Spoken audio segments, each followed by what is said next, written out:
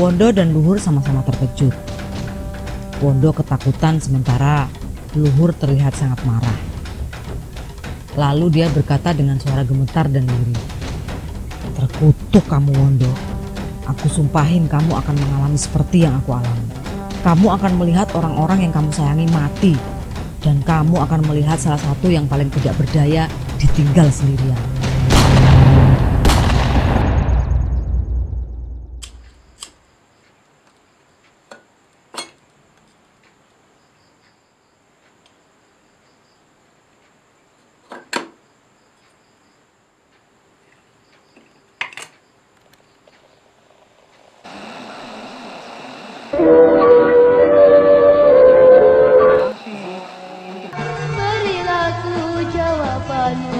Selamat datang di podcast Kopi Hitam.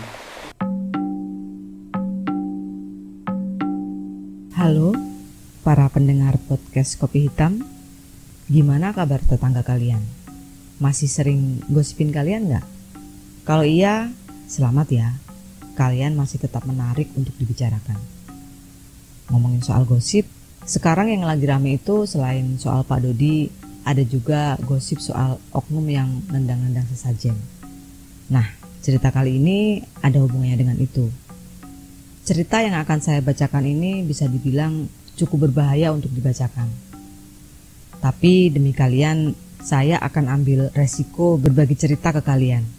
Karena sayang banget kalau nggak dibagikan. Ceritanya sangat menarik. Sayangnya si pemilik cerita tidak bersedia disebutkan namanya. Ceritanya cukup panjang. Mungkin bakal jadi 2 atau 3 part. Di part pertama ini banyak kejadian yang bikin sedih. Jadi siapin tisu dulu ya, sama kopi hitamnya. Yaudah, saya akan bacakan ceritanya. Sebuah kisah perjalanan hidup manusia yang berjudul Termakan Sumpah Korban Pembantaian.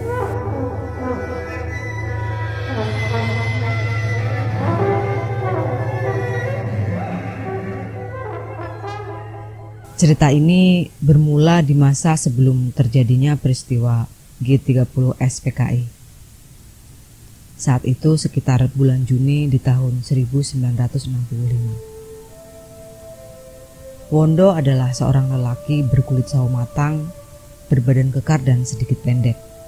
Umurnya baru melewati 20-an. Tapi dia sudah memikul tanggung jawab sebagai kepala keluarga. Sehari-hari dia bekerja sebagai petani penggarap. Hidupnya pas-pasan. Rumahnya juga masih geribik, terdiri dari 2 bilik saja. Tapi Wondo sebagai lelaki yang polos cukup menikmati hidupnya. Istri Wondo, Suminah, baru saja melahirkan seorang bayi laki-laki. Bayi tersebut sehat dan gemuk. Suminah juga melahirkan dengan lancar dibantu oleh Mbok Tuk, dukun bayi di dusun Bandar Dadi, Jawa Tengah. Tapi setelah melahirkan bayinya, Suminah mulai berperangai aneh. Dia sering terlihat bengong sendiri, kadang berteriak-teriak tanpa ada yang tahu penyebabnya. Dia juga tidak mau mengurus bayinya sehingga lama-lama bayinya menjadi sakit karena kurang ASI. Setiap kali Suminah melihat bayinya, dia langsung menangis ketakutan. Karena sang ibu masih sakit, Wondo belum sempat memberi nama ke bayinya. Biasanya Wondo memanggil anaknya dengan sebutan Tole saja. Di tahun-tahun itu rumah sakit masih langka. Kalaupun ada, pasti jauh di kota besar seperti Solo atau Semarang. Sehingga Suminah tidak mendapatkan pengobatan medis. Tapi walaupun begitu, melihat kondisi istri dan anaknya, Wondo tetap mengusahakan yang terbaik untuk keluarganya. Dia berusaha mengobati istrinya dengan meminta bantuan dukun bayi. Karena pada umumnya di kampung-kampung pelosok, seorang dukun bayi sangat paham terhadap kesehatan ibu dan bayi. Kalau di zaman sekarang bisa dibilang seperti bidan. Menurut Mbok Tuk, Suminah diganggu oleh makhluk halus. Mbok Tuk menyarankan supaya Wondo mendatangi Mbah Dono, seorang dukun yang dipercaya masyarakat sekitar mampu mengobati berbagai macam penyakit yang disebabkan oleh non-medis. Setelah berkonsultasi dengan Mbah Dono, Wondo diberikan ramuan obat-obatan beserta rapalannya untuk istri dan bayinya. Tapi usaha tersebut tidak membuahkan hasil. Suminah tidak juga membaik. Si Tule juga semakin hari semakin kurus. Setiap malam bayi tersebut menangis karena kehausan. Orang tua, saudara dan para tetangganya berusaha membantu Wondo sebisanya. Tapi semua itu tidak cukup bisa memulihkan kondisi istri dan anaknya. Suatu hari, Luhur sahabat Wondo dari kecil datang menjenguk keluarga tersebut. Luhur sengaja datang ke rumah Wondo karena mendengar anak dan istrinya sakit. Luhur dan Wondo dulu teman sekelas di sekolah rakyat, walaupun Wondo hanya sampai kelas 4. Sementara Luhur bisa menamatkan sampai jenjang SMP. Luhur adalah seorang penganut kejawen yang taat. Selain itu, dia juga banyak mempelajari ilmu kebatinan. Wondo sangat terhibur dengan kedatangan Luhur. Apalagi setelah melihat kondisi istri dan bayi Wondo, Luhur menawarkan bantuannya untuk berusaha menyembuhkan keduanya. Dengan senang hati, Wondo menerima uluran tangan Luhur. Setelah melewati beberapa ritual yang dilakukan oleh Luhur selama beberapa hari, akhirnya Suminah sembuh. Perlahan dia kembali normal. Bayinya juga perlahan mulai membaik. Setelah Suminah dan bayinya benar-benar sehat, Wondo mendatangi rumah Luhur di dusun sebelah, bermaksud memberikan uang sebagai bentuk ucapan terima kasih pada Luhur sahabatnya. Wondo juga membawa banyak hasil kebunnya, seperti pisang, kelapa, dan singkong. Tidak seperti Wondo, Luhur masih lajang dan tinggal dengan keluarganya, bersama bapak, kakak laki-lakinya, dan adik perempuannya yang masih berumur 7 tahun. Sementara ibunya sudah meninggal dari sejak melahirkan adiknya. Begitu sampai di rumah Luhur, Wondo memberikan semua yang dia bawa kepada Luhur. Tapi Luhur menolak semua pemberian Wondo. Jangan anggap aku sebagai orang lain. Aku itu tetap temanmu seperti dulu. Sampai kapanpun kita tetap teman, ucap Luhur sambil menepuk bahu Wondo. Wondo sangat terharu sampai dia meneteskan air mata. Bagaimana tidak?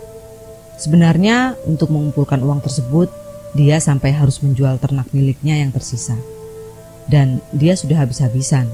Tidak ada lagi harta di rumahnya karena semua sudah habis untuk mengurus istri dan bayinya yang sedang sakit. Bahkan hasil kebun yang dia bawa itu adalah hasil kebun terakhirnya. Kemudian Wondo meminta Luhur memberikan nama untuk bayinya sebagai bentuk rasa penghormatannya pada Luhur. Lalu Luhur berpikir sebentar lalu berkata, "Panggil saja dia Bejo. Mudah-mudahan dia membawa keberuntungan buat keluarganya." Akhirnya bayi tersebut diberi nama Bejo, yang artinya beruntung. Sepulang dari rumah Luhur, Wondo membuatkan selamatan sederhana untuk anaknya, Bejo. Hari-hari pun berlalu. Mereka kembali dengan kehidupan masing-masing. Bejo tumbuh dengan sehat. Suminah dan Wondo sangat menyayangi anak mereka. Lalu di akhir bulan September terjadilah peristiwa G30S seperti yang seluruh rakyat Indonesia tahu. Setelah hari itu terjadi perburuan dan pembantaian terhadap anggota Partai Komunis dan simpatisan oleh orang-orang misterius dan beberapa ormas. Situasi sangat mencekam, baik itu di kota maupun di dusun pelosok. Semua orang dicekam ketakutan. Banyak rumor simpang siur yang beredar. Tidak ada yang bisa dipercaya. Tapi yang pasti, banyak orang hilang. Dalam beberapa hari saja, banyak tetangga Wondo yang menghilang. Sementara keluarga mereka mengungsi entah kemana. Beruntungnya, seluruh keluarga besar Wondo adalah petani yang polos yang tidak pernah ikut campur dengan urusan politik. Sehingga Wondo merasa tenang untuk sementara waktu. Sementara itu di dusun Luhur, situasinya lebih buruk. Lebih banyak orang yang hilang dan diangkut oleh orang-orang misterius. Kemudian tidak ada kabar. Belum lagi kejadian-kejadian di mana tiba-tiba di tengah malam ada orang-orang misterius yang datang menjemput keluarga mereka. Salah satunya adalah Moko, kakak kandung Luhur. Moko adalah seorang seniman penabuh gamelan dalam sebuah paguyuban wayang kulit. Di masa itu, hampir semua seniman ikut dalam sebuah organisasi khusus para seniman. Organisasi tersebut bukan organisasi milik Partai Komunis, tapi banyak dari anggotanya adalah juga anggota Partai Komunis. Sehingga dalam situasi seperti itu, pemerintah yang berkuasa menyamaratakan semua seniman. Mereka semua ditangkapi satu persatu. Moko juga ditangkap pada suatu malam, lalu dibawa oleh orang-orang tak dikenal dan tak pernah kembali lagi. Begitu juga dengan semua anggota paguyuban wayang kulitnya. Luhur sangat terpukul dengan kejadian itu. Terlebih lagi bapaknya. Setelah hilangnya Moko, bapaknya sakit-sakitan dan tidak lama kemudian meninggal. Tinggallah dia dan adik perempuannya, Lestari. Seiring waktu berjalan, perburuan terhadap orang-orang komunis dan simpatisannya terus dilakukan oleh orang-orang tersebut. Berbagai cara mereka lakukan untuk mendapatkan target. Tetangga Wondo makin banyak yang menghilang. Wondo mulai cemas. Hampir setiap malam ada mobil yang berpatroli ke desanya. Menurut desas-desus, mereka itu mengangkut para tetangganya dan dibawa entah kemana. Suatu hari, waktu Wondo sedang berada di ladang, saat sedang istirahat siang, dia berbincang dengan salah satu tetangganya, Pak Darto. Mereka mengobrol dengan suara yang sangat pelan, membicarakan soal situasi yang sedang mereka hadapi. Terdengar suara Pak Darto. "Kamu harus siapin satu nama. Jadi kalau sewaktu-waktu ada orang yang nyambangin rumahmu malam-malam, kamu udah siap. Kalau kamu gak punya nama yang bisa kamu kasih, ya nanti kamu yang dibawa." Begitu ucap Pak Darto. Wondo tidak begitu menggubris kalimat Pak Darto, karena dia merasa yakin orang-orang itu gak mungkin mendatanginya. Dia itu cuma petani polos, gak pernah sekalipun terlibat politik. Bahkan sekolah pun dia cuma sampai kelas 4. Tapi sayangnya 3 hari setelahnya orang-orang misterius itu benar-benar datang ke rumahnya di tengah malam buta. Terdengar di luar gedoran di pintunya yang reot. Dengan masih mengantuk, Wondo membukakan pintu. Kagetlah dia melihat siapa yang masuk ke rumahnya. 3 orang asing dengan senjata api masing-masing. Tanpa banyak bicara, 3 orang tersebut menanyakan ke Wondo siapa orang komunis yang dia kenal yang masih hidup. Tentu saja Wondo tidak bisa menjawab, karena memang dia tidak mengerti dunia politik. Adapun beberapa orang yang dia tahu, mereka semua sudah menghilang sejak perburuan orang-orang komunis. Tapi orang-orang tersebut terus memaksanya menyebutkan nama. Mereka mulai memukuli Wondo. Mendengar keributan di luar, Suminah keluar dari biliknya dengan menggendong Bejo. Perempuan itu kaget melihat wajah suaminya berdarah. Lalu salah satu dari mereka bilang bahwa jika Wondo tidak bisa menyebutkan siapa orang komunis yang dia kenal, istrinya yang akan mereka bawa. Wondo ketakutan. Pikirannya bekerja cepat. Dia mengingat-ingat nama. Tiba-tiba terlintas seseorang di kepalanya. "Luhur," ucap Wondo dengan gemetar. Ketiga orang itu lalu menghilang di kegelapan malam. 1 jam kemudian, rumah Luhur digedor dari luar. Luhur membukakan pintu. Di sana sudah berdiri 3 orang asing dengan senjata api yang langsung menyeretnya keluar dari rumahnya sendiri. Sementara Lestari masih tidur di biliknya. Luhur dibawa ke sebuah ladang yang kebetulan tidak jauh dari ladang garapan Wondo. Di sana dia dipukuli habis-habisan. Dipaksa menyebutkan 1 nama lagi orang komunis yang dia kenal. Tapi Luhur bungkam. Luhur bukan mau melindungi orang-orang komunis, tapi dia benci dengan orang-orang yang sudah mengambil kakaknya.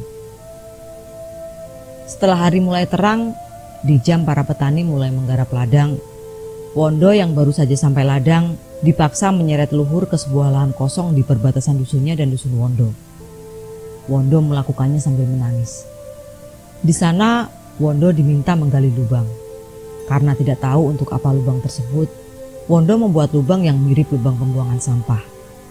Setelah lubang tersebut cukup dalam, mereka menyeret Luhur ke tepi lubang tersebut.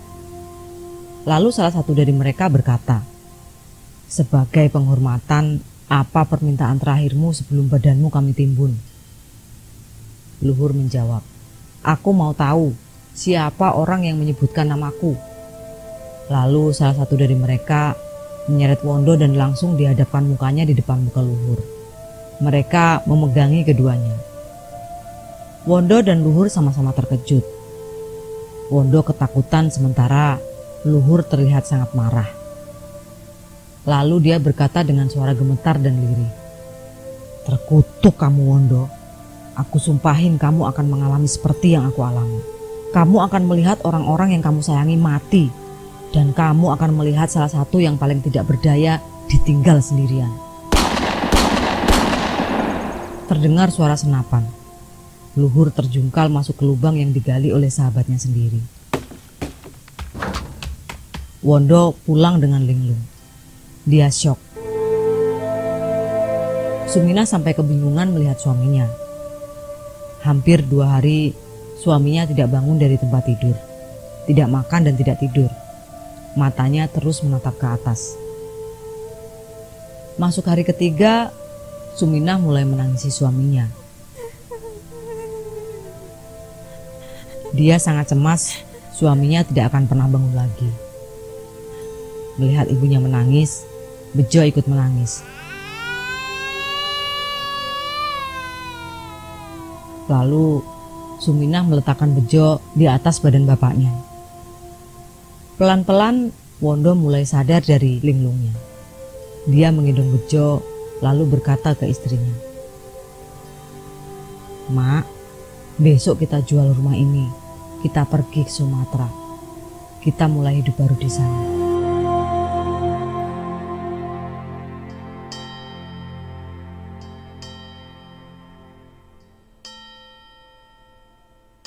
Bersambung ke part 2.